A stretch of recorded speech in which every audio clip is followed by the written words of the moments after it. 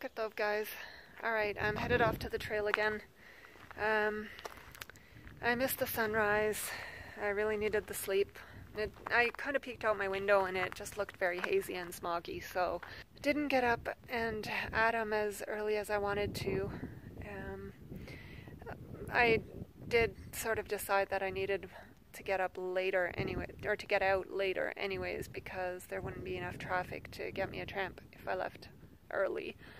Having said that, I am getting out later than I wanted to, and my pack weighs a ton because I just refilled it with water, and there's food that should hopefully last me for 3 days.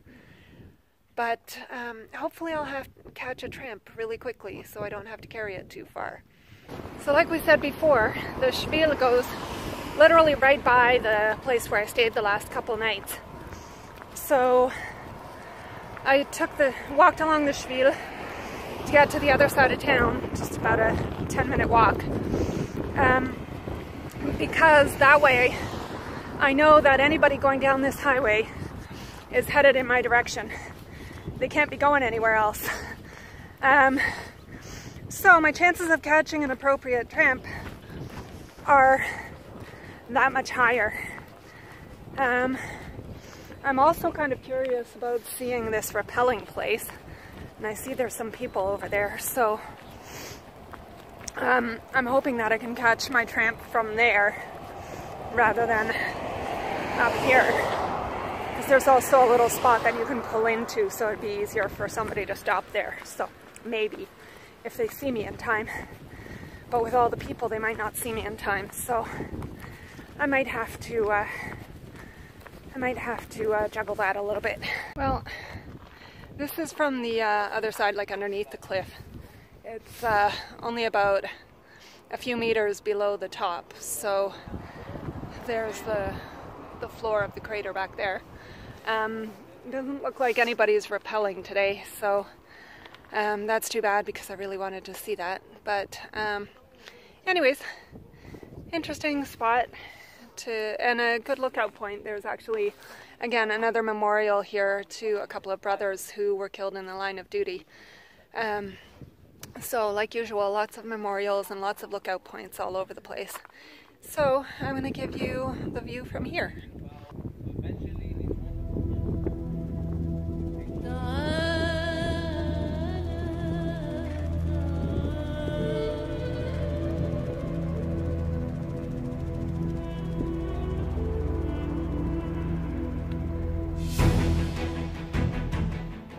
Again, it's kind of hazy and the sun was shining into my camera, but I hope you saw some of that. It's really quite impressive, and it's kind of the opposite direction from the direction that those other shots that I took earlier were. So this is facing kind of south or southeast, and those other views that we took from up there were facing towards the northeast, which is over there, past those guys with their jeeps. And I don't know, maybe one of them can give me a lift, or maybe not. They look pretty full. Okay, that was really funny. I had about 20 cars, maybe more, pass me by up there at that lookout, and nobody stopped for me. They all seemed to be kind of full house. But then a couple of guys stopped at the lookout, and then they came back and they asked if I needed a lift. So it was some Israeli guy and his buddy from England. They were really nice guys. Dropped me off at the Shvil marker. And then literally the next car that goes along, as I'm trying to cross the road on the Shvil, the next car stops to see if they can help me. And I'm like, thanks guys, I'm just crossing the road, everything's fine. Anyways, why did it have to be so hard up there? Alright, so I'm somewhere, I think inside the edge of the crater. I think the edge of the crater is just over that way a little ways, but I'm sort of at the edge where there's still sort of mountains and climbing and stuff, and it just looks magnificent. I need to come up with some better adjectives. But there's not much else to say about this, but the other good thing is that there's actually trees down here, which I find very surprising because it's super crazy dry. And one of the things I missed by skipping this section, the first part of this section, was one of the famous trees along the Shvil, which is a lone acacia tree in the middle of the crater. And I really wanted to see that, but I'm just gonna have to leave that for next time, I guess, when I come back and fill in my gaps. But that time, I'm gonna know what I'm in for, and I'm gonna organize a little bit better. And when I'm gonna do that, I have no idea. But yeah, someday.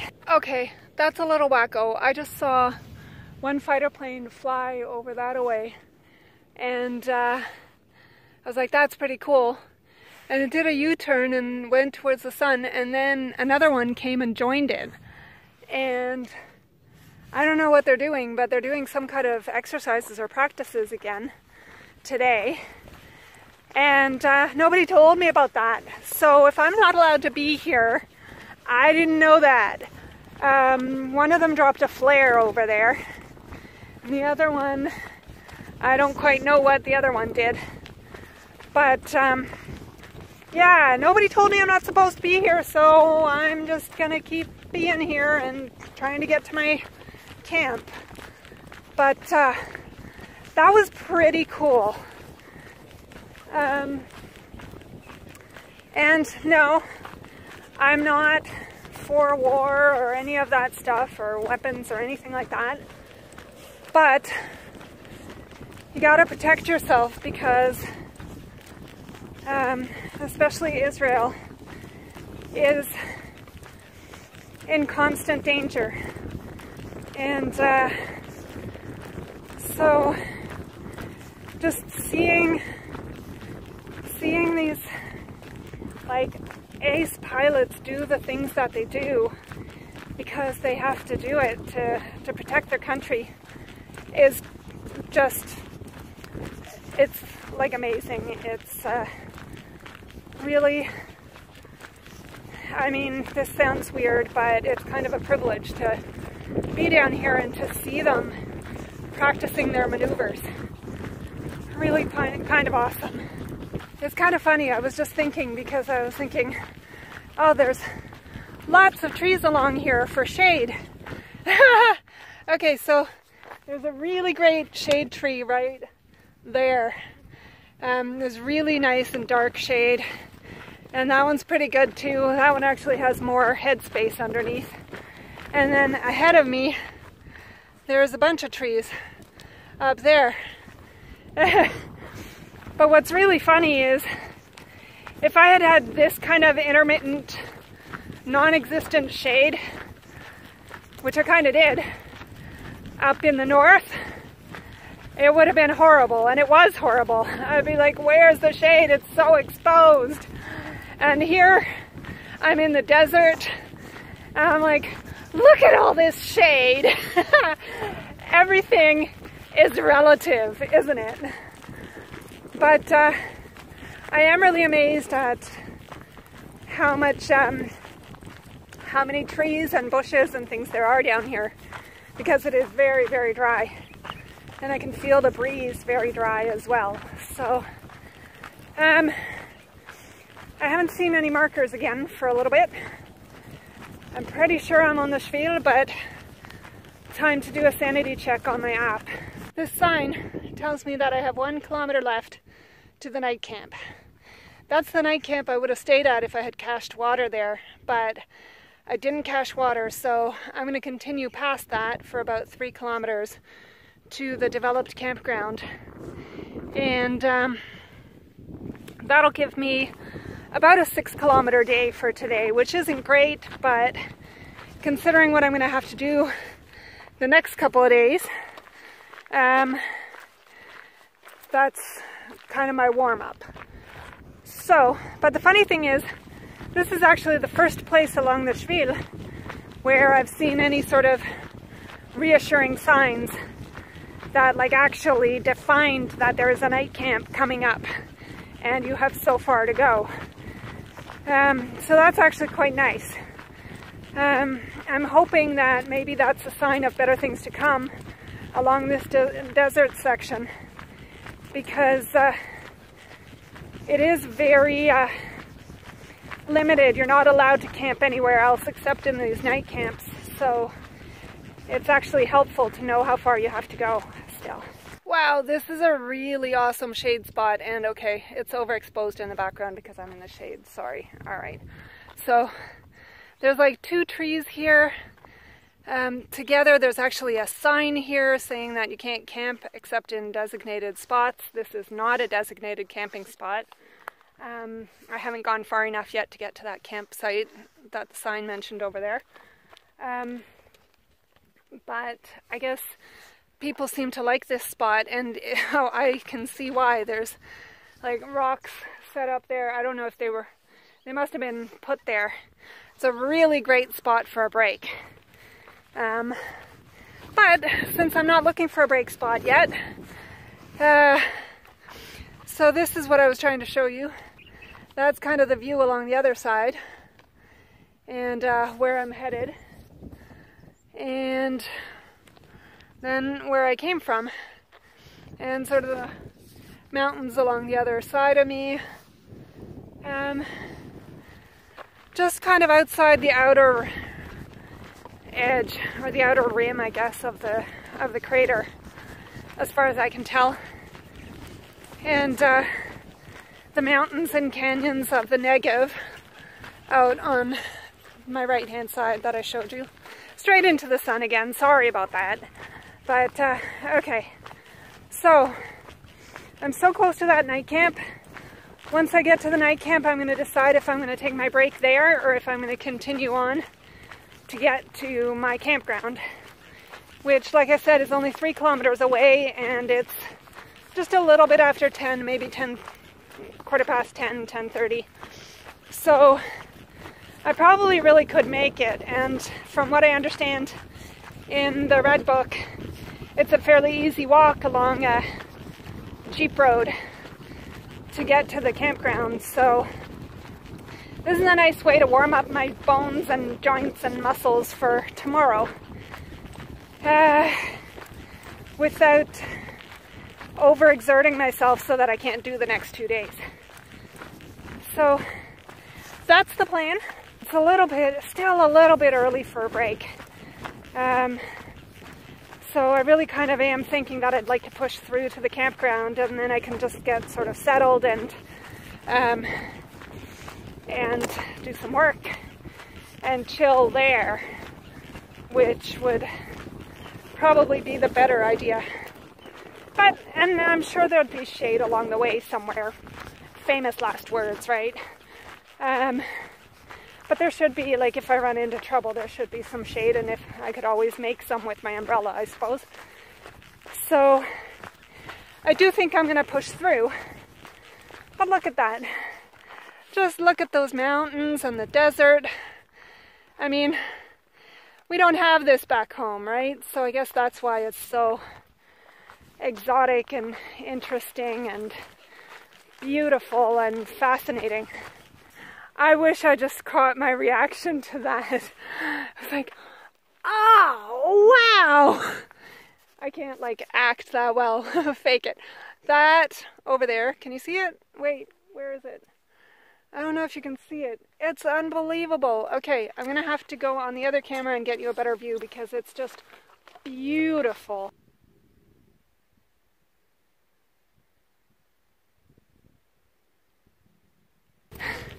That was amazing. I was just walking down the road, minding my own business. Then I looked up and there's this massive cliff mountain ahead of me. And that was just one of those things taken by surprise. You look up and wow! But just up there, further down the road, is the night camp, where I should have cached water if I was going to stay here. So since I didn't cache water, I'm not staying here. I'm gonna keep moving. And I don't see shade at the night camp, so that's not gonna be my break spot. So just keep going. Maybe I'll take a little mini break if I find some shade, and then try to get to Bedouin, which is the campground that I'm gonna stay at tonight, and try to get there before, well, certainly before noon, but hopefully before 11. That would be ideal. But yeah, flies buzzing around me and into my nose. So there we go. Maybe I'll try and give you a better view of the campground once we get closer to it. So this is Gevanim night camp, and a power line goes straight through it, which, by the way, you can see it better, which is not super great, but anyways, at least you know you're somewhere near civilization. I just saw somebody seems to have left a private water cache. Not exactly the best way to leave a cache, I suppose, in my opinion, but obviously I'm not going to touch it because that's for somebody else, and they're going to need their water when they get here. But the interesting thing is my information says that this night camp has lowered areas for shelter from the wind, but I don't see any evidence of that. I don't see what they mean by that. But as you can see, it's basically just an area. Actually, that water cache wasn't even technically speaking in the night camp, because the night camp is this area that's delimited by these boulders, and this is sort of the approach to it. So technically I wasn't even in the night camp yet. Oh, maybe this is what they mean. Okay. Okay. I see. They do have sort of, like if you look over there, again into the sun, so that's not very helpful. But there seems to be a sort of a divot in the ground that I think is officially intended to be campable. So that would be what, I guess, what they mean by lowered areas for shelter from the wind. Yeah, that definitely looks like people have camped out there. Over here, not so much. Over here, it's just boulders delineating the area in the desert. But wow! I'm so excited. Okay, this is really bad. I've never been this excited to see washrooms in my life. A night camp in the middle of the desert with like washrooms. WC. These are like some kind of eco-compost toilets that they're starting to install apparently along the Shvil too. That makes me so happy. But now my challenge is to get from here to my campground. The app is unhelpful, entirely unhelpful. And the only thing I have then is the directions in the red book, which basically just say follow the dirt road, and the map. So I'm hoping that the map is good. It's just too bad I don't need a washroom right now. So I made my own a little ways back, but oh, okay. Maybe it's a good thing I don't need a washroom right now. Man, ah, jeez. People. Okay. All right, I'm gonna find my dirt road and keep going towards the campground. And this sign here, right here, that's the one I want. That goes to the Bedouin campground and in Saharonim, which is the Saharonim Springs. What I want is the Bedouin campground, so it's a black marked 4x4 trail. So, away we go. Okay, and talk about a view. I came back a few steps just to give you the full experience because this is amazing. So I'm just kind of going up through along this Jeep road that's been cut into the boulders. And so I'm just walking along, minding my own business over the hill. And just look at that. Just look at that vista.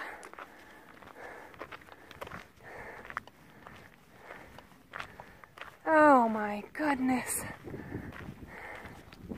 And then there's trees, a little bit of shade. Maybe I'll go take like a little quickie break down there in the shade of one of those bushes. But I don't want to stick around too long. It's about 11:15 and I want to get to that night camp. But okay, so the power line kind of spoils the view, but otherwise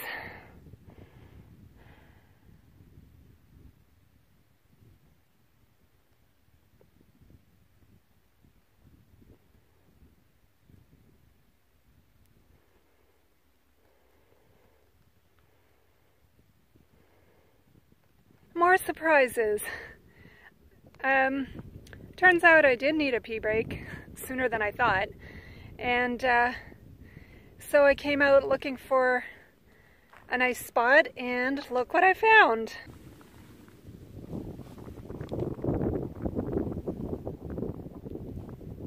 And look what else I found. Wow.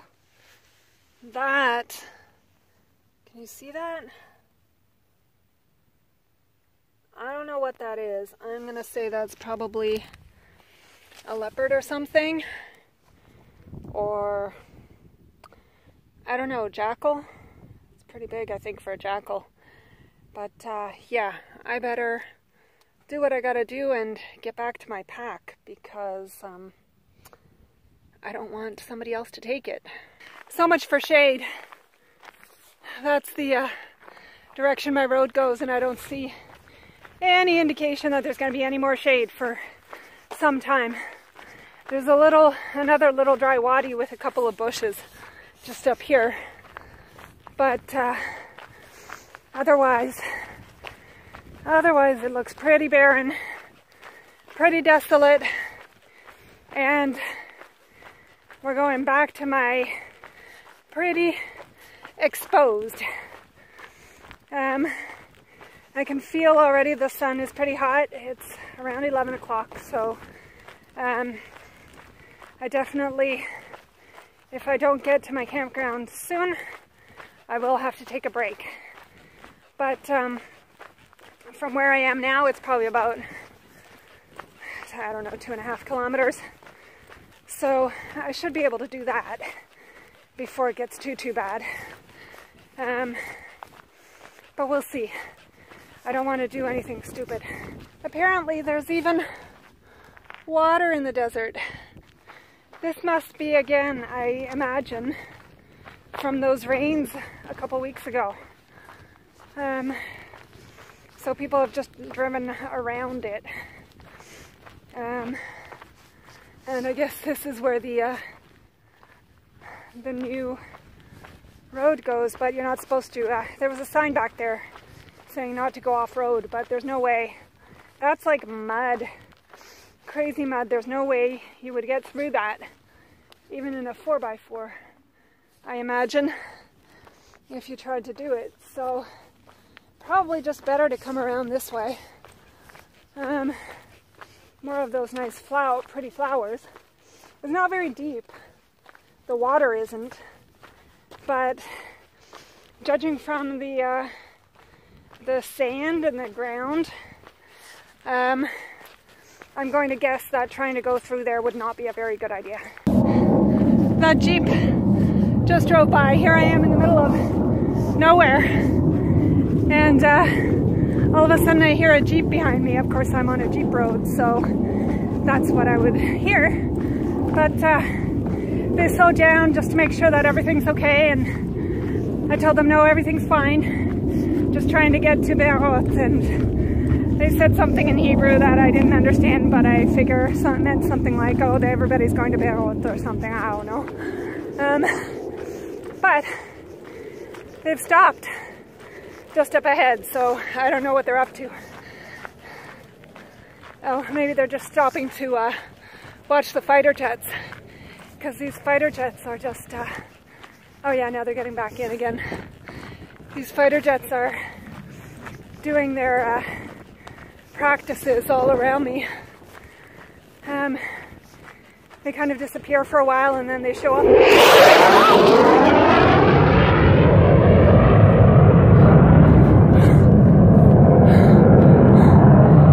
Holy, show up again.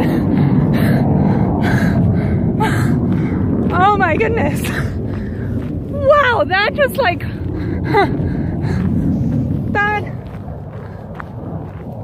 flew right above my head. Oh my goodness. And there's two more over there. Wow. Major practices going on today. I've had fighter jets like fly overhead, but never buzz me like that. Wow. That was unbelievable.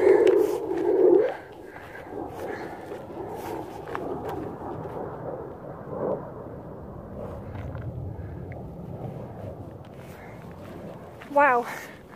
Okay. Pretty crazy.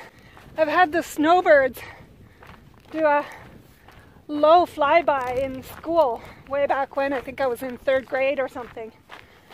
And that was a really low flyby. It was amazing. I'll never forget it. But that was the snowbirds. That was not a fighter jet flying at probably some kind of supersonic speed. Holy cow. I just can't get over that. My heart is still racing. This is really funny. I'm out here in this desert on this 4x4 road, walking in the middle of nowhere. And suddenly, you can't see it now because it's behind that mound, but there's a tour bus driving through the desert. Okay, whatever. There it is. There it is. There's a much nicer road up here though. And this should be somewhere about where the Beirut Khan is. So, now I just have to find it. I don't know if it's kind of over there where the tour bus is coming from, like kind of around this mound here, actually, which is not where the tour bus is coming from, but sort of in that direction. Or if it's up above that hill and on the other side. So maybe I just need to follow the tour bus when it gets here. But there's some street signs up here. Imagine that, street signs in the middle of the desert. So let's see if one of these points me in the right direction. More fighter jets, or probably the same ones. Wow, and the bus is coming towards me. And the sign says it's 100 meters this way, so almost there. Okay, I see a fighter jet. Holy crap! Wow, that is loud. And I see a water tower and some buildings in front of me. So I have almost arrived. Just got to go down the other side of this hill. The tour bus just kept going, so I don't know where they're going.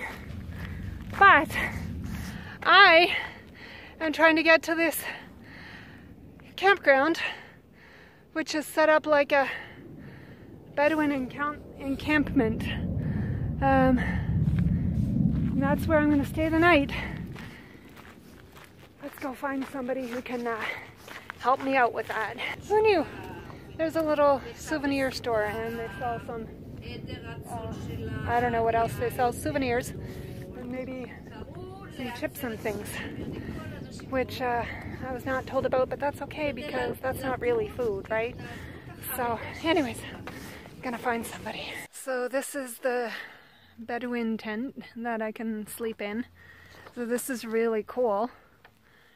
There's no mattresses except for a couple. I thought there was going to be mattresses. I mean, I have my sleeping pad, so I can always put my sleeping pad down. But there's a couple of mattresses here that maybe are just lying around, that maybe I can grab one of them. But she just basically told me to grab a spot, any spot, in the tent. So that's really cool. I'm going to bring my stuff and find a good spot, and then maybe I'll go exploring. She says because there's been rains, as we noticed along the way in, there's a lot of water over in the springs over just a ways off. So right now it's time for chill break and lunch break and all that kind of fun stuff, but I might just go check it out afterwards. Although I have need of time for work, but alright, let's go get my pack and find my spot.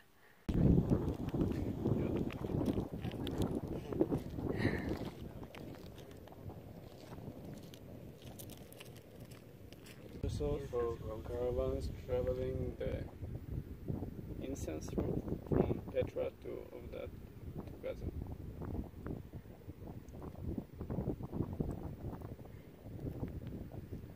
Incense.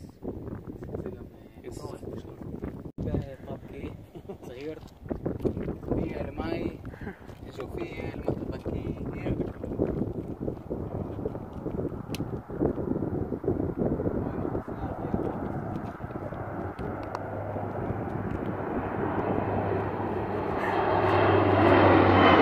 Okay, so these are Rotem. Woody. who showed up at the campground after I got there, and we are in the search of water in the desert. Haven't found it yet. Oh, there's water. More water, like swimmable water. We'll let you know when we find it. We did it. We found water in the desert. And that's Uri and Rotem out there going for a swim. My feet are going for a swim, but it's a little bit colder than I would like.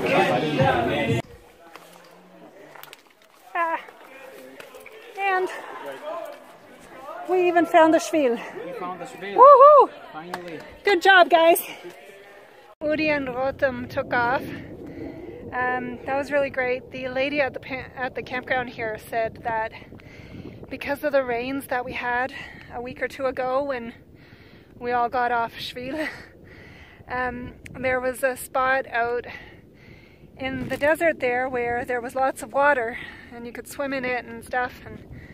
And so we went out in search of that. Uri and Rotem were just out here for the day with their car. So that was really nice. I didn't have to walk all the way out there. And we found the water, and we even stumbled upon the Shvil, which I didn't think was supposed to go there, through there, but apparently did. So that was kind of cool. And then, let's see, they took off. Once we got back here, Uri and I exchanged some gear information because he's headed off to go trekking out in the east in a couple weeks, and then they took off, and I've been in the hunt for some signal, and so I'm here on top of the little, they're calling it a mountain, but it's really a hill behind the campground, and it gives me a really nice little overview of the campground and the tents and the whole area.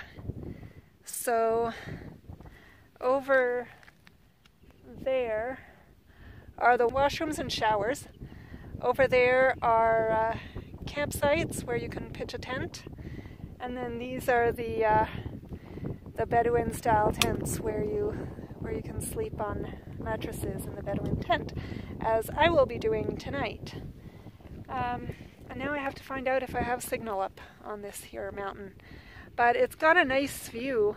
It's pretty high up because it's got a view of most of the area. That little ridge there hides some of the view from behind it. But that actually, that ridge back there, behind the ridge I'm talking about, which is hiding the view, that ridge is the other side of the Mitzpe Ramon, which is where Mitzpe Ramon is, where I came from this morning. So that's actually interesting. And otherwise, that is that mountain cliff thing that took me by surprise earlier today. And otherwise, just beautiful, beautiful desert landscapes. So the sun is going down and I seem to be pretty much alone at this campground. I guess most of the Shvilistim avoid it because it is a paying campground and there are free night camps. So, yeah, sure, free is always great, but if I can have real washrooms, running water, and power to charge my phone, I don't mind paying a little bit for a developed campground.